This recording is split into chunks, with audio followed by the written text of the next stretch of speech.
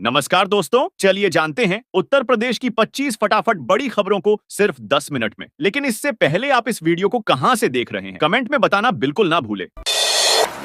गाजियाबाद में जनगणना को लेकर बड़ी तैयारी शुरू हो गई है। 7 मई से घरों की गिनती का कार्य शुरू किया जाएगा। इस दौरान लोगों को खास सुविधा दी जाएगी जिससे वे अपनी जानकारी आसानी से उपलब्ध करा सके। प्रशासन की ओर से डिजिटल और ऑफलाइन दोनों माध्यमों से डेटा संग्रह किया जाएगा ताकि प्रक्रिया तेज और पारदर्शी बन सके। अधिकारियों के अनुसार इस अभियान का उद्देश्य सटीक जनसंख्या आंकड़े जुटाना है जिससे भविष्य की योजनाओं और विकास कार्यों को बेहतर तरीके से लागू किया जा सके। योगी आदित्यनाथ ने बताया कि पिछले 7 वर्षों में राज्य में 1.75 लाख से अधिक बेटियों को सरकारी नौकरियां दी गई हैं। उन्होंने कहा कि यह आंकड़ा महिला सशक्तिकरण की दिशा में बड़ी उपलब्धि को दर्शाता है। सरकार ने भर्ती प्रक्रियाओं में पारदर्शिता और समान अवसर सुनिश्चित किए हैं जिससे बड़ी संख्या में महिलाओं को रोजगार मिला है। साथ ही महिला सुरक्षा, शिक्षा और आत्मनिर्भरता के लिए चलाई जा रही योजनाओं का भी सकारात्मक प्रभाव देखने को मिला है। मुख्यमंत्री ने कहा कि प्रदेश में बेटियों को आगे बढ़ाने और उन्हें आत्मनिर्भर बनाने के लिए सरकार लगातार काम कर रही है। उत्तर प्रदेश में किसानों के लिए बड़ी राहत की खबर सामने आई है। एक जिला प्रदेश में नंबर 1 बन गया है जहां व्यवस्थाएं पूरी तरह दुरुस्त होने के बाद अब किसानों के खातों में सम्मान निधि बिना किसी रुकावट के पहुंच सकेगी। प्रशासन ने आधार लिंकिंग, बैंक सत्यापन और फार्मर रजिस्ट्रेशन की प्रक्रिया को तेजी से पूरा कराया है जिससे भुगतान में आने वाली बाधाएं दूर हो गई हैं। इस पहल से किसानों को समय पर आर्थिक मदद मिलेगी और उनकी खेती से जुड़ी जरूरतें आसानी से पूरी हो सकेंगी।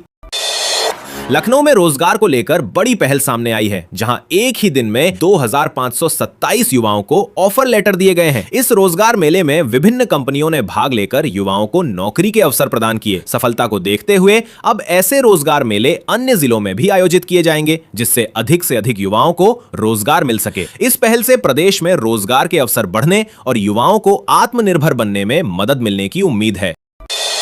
उत्तर प्रदेश को ग्लोबल टेक्सटाइल हब बनाने की दिशा में बड़ा कदम उठाया जा रहा है। लखनऊ में करीब 1000 एकड़ में पीएम मित्र पार्क तेजी से विकसित किया जा रहा है। यह मेगा प्रोजेक्ट टेक्सटाइल इंडस्ट्री के लिए वन स्टॉप हब के रूप में काम करेगा जहां उत्पादन, प्रोसेसिंग और निर्यात की सभी सुविधाएं एक ही जगह मिलेंगी। इससे बड़े पैमाने पर निवेश आएगा, हजारों युवाओं को रोजगार मिलेगा और प्रदेश की औद्योगिक तस्वीर में बड़ा बदलाव देखने को मिलेगा। Hathras new Hathras 2041 master plan के तहत तेजी से एक औद्योगिक केंद्र के रूप में विकसित हो रहा है। यमुना एक्सप्रेसवे औद्योगिक विकास प्राधिकरण की योजनाओं से हींग और गुलाल जैसे पारंपरिक उद्योगों को वन डिस्ट्रिक्ट वन प्रोडक्ट के तहत बढ़ावा मिल रहा है। बेहतर कनेक्टिविटी, एमएसएमई सेक्टर के विस्तार और मजबूत कानून व्यवस्था के चलते यह जिला 2041 तक प्रदेश के अहम औद्योगिक क्लस्टर के रूप में उभरने की दिशा में आगे बढ़ रहा है जिससे स्थानीय स्तर पर रोजगार बढ़ेगा और विकसित भारत के लक्ष्य को मजबूती मिलेगी। अयोध्या राष्ट्रपति द्रौपदी मुर्मू की अगवानी के लिए पूरी तरह तैयार है। उनके दौरे के दौरान राम मंदिर में श्री राम यंत्र की स्थापना की जाएगी। इस खास अवसर को लेकर पूरे शहर में सजावट और सुरक्षा के व्यापक इंतजाम किए गए हैं। प्रशासन और श्रद्धालुओं में उत्साह का माहौल है और कार्यक्रम को भव्य व ऐतिहासिक बनाने की तैयारी जोरों पर है। नवरात्र के 9 दिनों में मां दुर्गा के अलग अलग स्वरूपों को विशेष भोग अर्पित करने की परंपरा है। मान्यता है कि ऐसा करने से विशेष पुण्य और आशीर्वाद मिलता है। पहले दिन मां शैलपुत्री को घी का भोग लगाया जाता है, दूसरे दिन मां ब्रह्मचारिणी को शक्कर, तीसरे दिन मां चंद्रघंटा को दूध या उससे बने पकवान, चौथे दिन मां कुष्मांडा को मालपुआ, पांचवें दिन मां स्कंदमाता को केले, छठे दिन मां कात्यायनी को शहद, सातवें दिन मां कालरात्रि को गुड़, आठवें दिन मां महागौरी को नारियल और 9वें दिन मां सिद्धिदात्री को तिल या हलवा का भोग अर्पित किया जाता है। इन भोगों को श्रद्धा और नियम से अर्पित करने पर मां दुर्गा प्रसन्न होती हैं और भक्तों को सुख, समृद्धि और मनोकामनाओं की पूर्ति का आशीर्वाद देती हैं। खाली दौड़ती वंदे भारत ट्रेन के लखनऊ से वापसी समय में बदलाव की मांग उठी है। इस मुद्दे को लेकर सहारनपुर के विधायक ने अश्विनी वैष्णव से मुलाकात की। उन्होंने कहा कि वर्तमान समय सारणी के कारण ट्रेन कई बार खाली लौटती है जिससे संसाधनों का सही उपयोग नहीं हो पा रहा। यदि समय में बदलाव किया जाए तो यात्रियों की संख्या बढ़ेगी और सुविधा भी बेहतर होगी। रेल मंत्री से इस मांग पर जल्द विचार कर उचित निर्णय लेने की अपील की गई है। मिर्जापुर में लापरवाही का अजीब मामला सामने आया, जहां सड़क निर्माण के दौरान हैंडपंप को बीच सड़क पर ही छोड़ दिया गया और उसी के चारों ओर सड़क बना दी गई। इसका वीडियो सामने आने के बाद मामला तेजी से वायरल हुआ और प्रशासन हरकत में आया। जांच के बाद संबंधित हैंडपंप को हटाकर रास्ता साफ किया गया। इस घटना ने निर्माण कार्यों में गुणवत्ता और निगरानी पर सवाल खड़े कर दिए हैं। गाजियाबाद में अब पीएनजी कनेक्शन धारकों पर सख्ती की तैयारी है। जिला पूर्ति कार्यालय गैस एजेंसियों के साथ उनका डेटा साझा करेगा ताकि जिन उपभोक्ताओं के पास पीएनजी कनेक्शन है उन्हें एलपीजी सिलेंडर लेने से रोका जा सके। फिलहाल एजेंसियां पीएनजी धारकों की सही पहचान नहीं कर पा रही हैं, जिसके चलते कई लोग दोनों सुविधाओं का लाभ ले रहे हैं। प्रयागराज में बड़ा ऊर्जा प्रोजेक्ट शुरू होने जा रहा है। करीब 1100 करोड़ रुपए की लागत से 140 मेगावाट क्षमता का सोलर पावर प्लांट बनाया जाएगा। इस परियोजना के शुरू होने से क्षेत्र में स्वच्छ ऊर्जा को बढ़ावा मिलेगा और बिजली उत्पादन में बढ़ोतरी होगी। साथ ही स्थानीय स्तर पर युवाओं के लिए रोजगार के नए अवसर भी पैदा होंगे। ये पहल पर्यावरण संरक्षण के साथ साथ आर्थिक विकास को भी गति देगी। आगरा में एक संविदा कर्मी की हैरान करने वाली कहानी सामने आई है, जहां करीब 9,000 रुपए सैलरी पाने वाले कर्मचारी के पास 8,000 रुपए के जूते और 17 लाख रुपए की कार मिलने का मामला सामने आया है। एसीएम जांच में इस पूरे प्रकरण का खुलासा हुआ है, जिसके बाद अधिकारियों में भी हलचल मच गई है। अब कर्मचारी की आय के स्रोत और संपत्ति की जांच की जा रही है। मामला संदिग्ध होने के कारण आगे और बड़ी कार्रवाई की संभावना जताई जा रही है।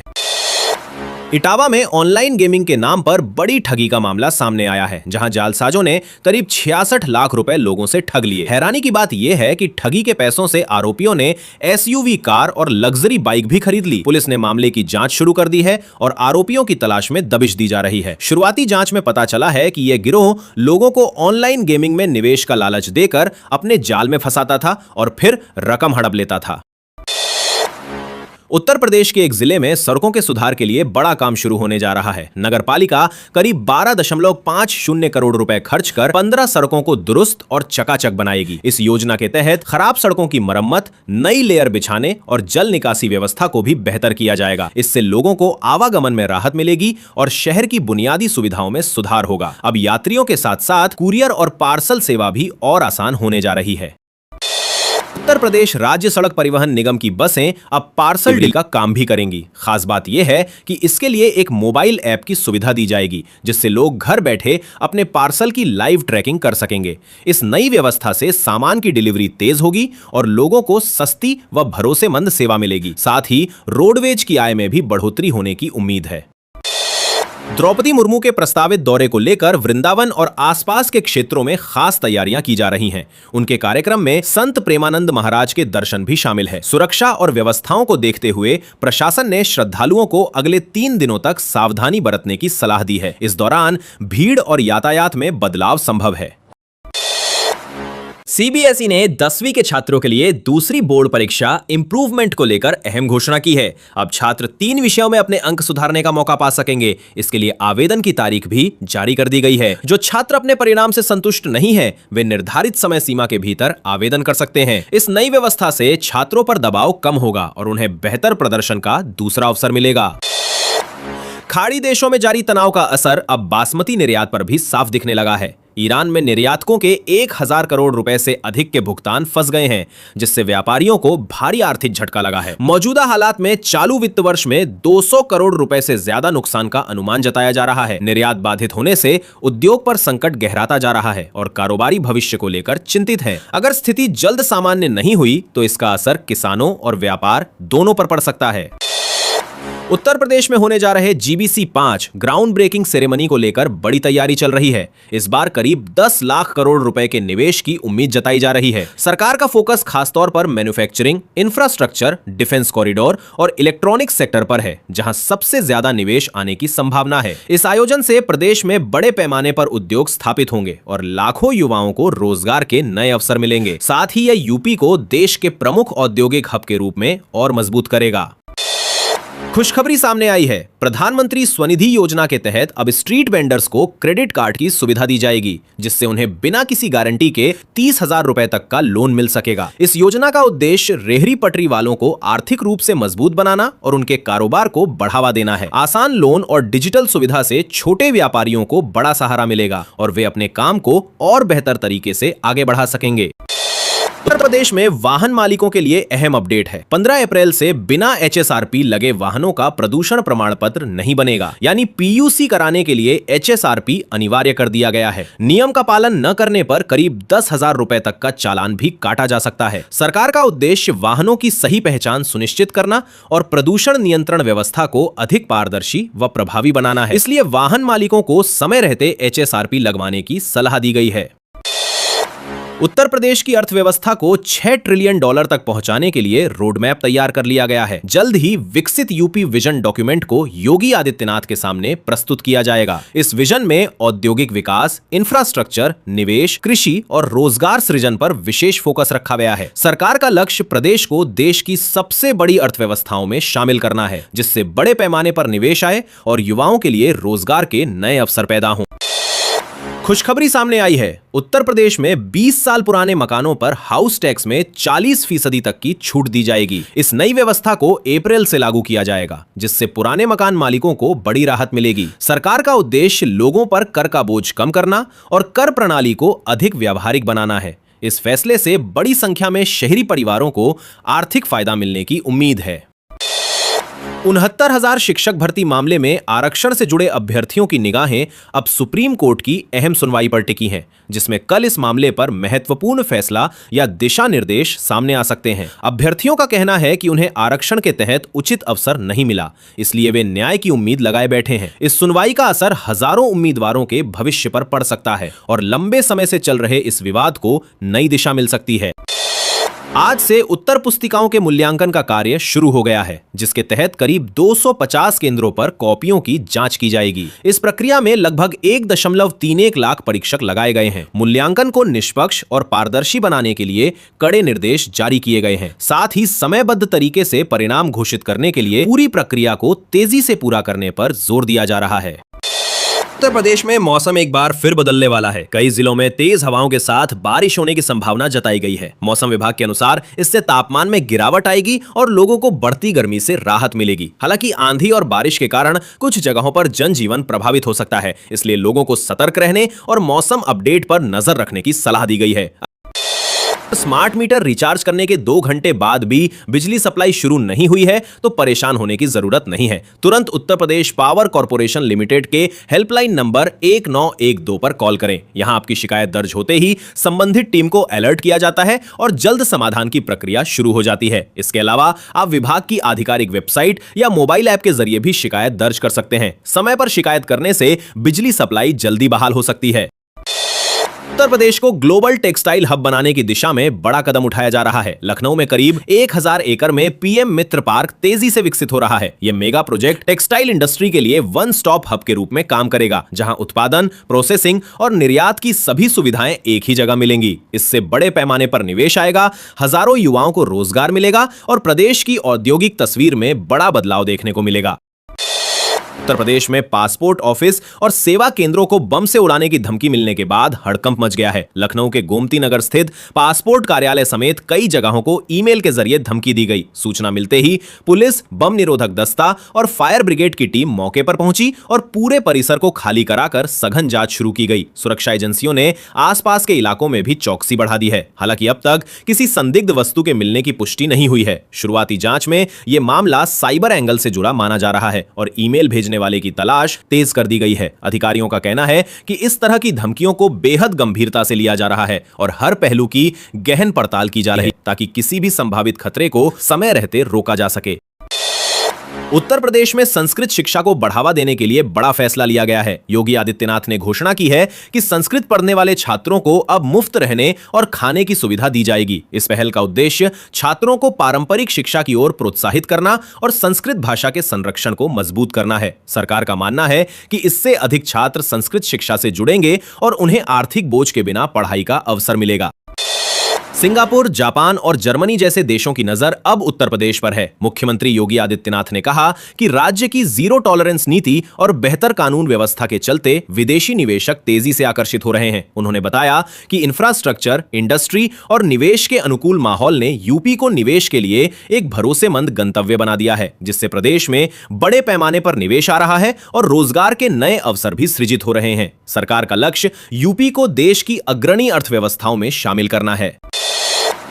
उत्तर प्रदेश में महिलाओं की सुरक्षा और जागरूकता को लेकर मिशन शक्ति का महाअभियान कल से शुरू होने जा रहा है। यह अभियान 26 मार्च तक चलेगा, जिसके तहत स्कूलों, कॉलेजों और समाज के विभिन्न वर्गों में जागरूकता कार्यक्रम आयोजित किए जाएंगे। इसमें महिला सुरक्षा, अधिकारों और आत्मरक्षा से जुड़े विषयों पर जानकारी दी जाएगी। प्रशासन का उद्देश्य महिलाओं और बालिकाओं को सशक्त बनाना और उन्हें सुरक्षित माहौल प्रदान करना है। इस दौरान पुलिस और प्रशासनिक टीमें भी सक्रिय रूप से भाग लेंगी, ताकि अभियान प्रभावी तरीके से सफल हो सके। बागपत प्रशासन के एक अहम फैसले ने वेस्ट यूपी के हजारों किसानों को बड़ी राहत दी है। अब खेतों में खड़ी फसलों की समय पर निकासी सुनिश्चित की जाएगी, जिससे किसानों को अपनी जमीन जल्दी खाली करने का मौका मिलेगा। इस पहल से अगली फसल की तैयारी समय पर हो सकेगी और उत्पादन बढ़ने की उम्मीद है। प्रशासन का मानना है कि इस फैसले से खेती की प्रक्रिया सुगम होगी और किसानों की आय में भी सुधार आएगा। साथ ही क्षेत्र में कृषि व्यवस्था और बेहतर तरीके से संचालित हो सकेगी। ईस्टर्न पेरिफेरल एक्सप्रेसवे पर बड़ी कार्रवाई करते हुए नोएडा और मेरठ आबकारी विभाग की संयुक्त टीम ने करीब 50 लाख रुपए की अवैध शराब बरामद की है। चेकिंग के दौरान संदिग्ध वाहन को रोककर तलाशी ली गई, जिसमें बड़ी मात्रा में शराब मिली। अधिकारियों ने माल जब्त कर लिया है और मामले की जांच शुरू कर दी गई है। साथ ही इस नेटवर्क से जुड़े लोगों की पहचान कर आगे की कार्रवाई की जा रही है। सिद्धार्थनगर में मौसम विभाग के अलर्ट के बाद किसानों की चिंता बढ़ गई है। अगले 3 दिनों तक मौसम बदला रहेगा और तेज हवाओं के साथ बारिश की संभावना जताई गई है। इस बदलाव का असर खड़ी फसलों पर पड़ सकता है, जिससे किसानों को नुकसान होने की आशंका है। कृषि विशेषज्ञों ने किसानों को सलाह दी है कि वे फसलों की सुरक्षा के लिए आवश्यक कदम उठाएं और मौसम अपडेट पर लगातार नजर बनाए रखें, ताकि संभावित नुकसान को कम किया जा सके। पुराने मोबाइल फोन खरीदकर उनका डेटा निकालकर बेचने वाले अंतरराज्यीय साइबर ठगों का बड़ा भंडाफोड़ हुआ है। पुलिस ने कार्रवाई करते हुए इस गिरोह के 8 आरोपितों को गिरफ्तार किया है। जांच में सामने आया कि आरोपी पुराने फोन सस्ते दामों में खरीदते थे और उनमें मौजूद निजी जानकारी को निकालकर उसका गलत इस्तेमाल करते थे। इस डेटा के जरिए लोगों के बैंक खातों और ऑनलाइन अकाउंट्स तक पहुंच बनाई जाती थी। फिलहाल पुलिस गिरोह के नेटवर्क और अन्य सहयोगियों की तलाश में जुटी है और लोगों से अपील की गई है कि मोबाइल बेचने से पहले उसका पूरा डेटा सुरक्षित तरीके से डिलीट जरूर करें। लखनऊ के स्थानीय पासपोर्ट कार्यालय को बुधवार सुबह एक ईमेल के जरिए साइनाइड गैस सिलेंडर ब्लास्ट की धमकी मिलने से हड़कंप मच गया। ईमेल में दोपहर 2:10 पर 19 साइनाइड गैस सिलेंडर फटने की बात कही गई थी। सूचना मिलते ही पुलिस, बम निरोधक दस्ता और अन्य सुरक्षा एजेंसियां मौके पर पहुंची और पूरे परिसर को खाली कराकर सघन जांच अभियान चलाया गया। सुरक्षा के मद्देनजर आसपास के इलाकों में भी सतर्कता बढ़ा दी गई है। फिलहाल किसी संदिग्ध वस्तु के मिलने की पुष्टि नहीं हुई है और ईमेल भेजने वाले की तलाश के लिए साइबर जांच तेज कर दी गई है। हाथरस में बिजली उपभोक्ताओं के लिए बड़ा अपडेट सामने आया है। करीब 1.21 लाख कनेक्शनों पर संकट गहरा गया है। अब स्मार्ट मीटर उपभोक्ताओं के लिए एडवांस रिचार्ज रखना जरूरी कर दिया गया है। बकाया या रिचार्ज न होने की स्थिति में अब तक करीब 4200 कनेक्शन काटे भी जा चुके हैं। बिजली विभाग का कहना है कि समय पर रिचार्ज करने से ही निर्बाध सप्लाई मिल सकेगी। इसलिए उपभोक्ताओं को पहले से बैलेंस बनाए रखने की सलाह दी गई है, ताकि अचानक बिजली कटने जैसी समस्या से बचा जा सके।